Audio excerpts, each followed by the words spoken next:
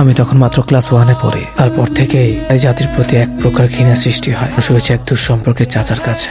তিনি ছিলেন শিক্ষক আর তার প্রিয় ছাত্রী ছিলেন আপনি। দুদিকে এক করে প্রকার ফাঁদে ফেলে বিয়েটা করলেন।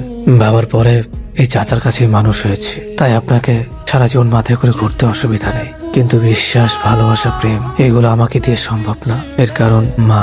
যদিও মা বলতে ঘৃণা লাগে, কিন্তু তোমার সাথে একটা দিন থাকার পর বুঝলাম তোমাকে ভালো না বাসলে জীবনের শ্রেষ্ঠ ভুলটা হয়ে যাবে। তুমি আমার জীবনে সূর্য হয়ে এসেছো। সত্যি তো? কি মনে হয়? আমি জানি আপনি মিথ্যা বলতে পারেন না। আপনি না, তুমি। ইস, না পারবো না। আগে বলুন, এখনো কি আমাকে বিশ্বাস হয় না? আর ভালোবাসা? সেটা আবার কি জিনিস? এখন এরকম ন্যাকামি করবেন না। আমার চোখের দিকে তাকিয়ে বলুন, ভালোবাসেন কিনা? বললামই তো। আর না বাসলে? এখনো সন্দেহ হয়? এই পাগলি, থামো এবার। আমার চোখের দিকে তাকাও। কি দেখছেন এমন করে? আমাকে। তাহলে বলুন, ভালোবাসি। ভালোবাসি।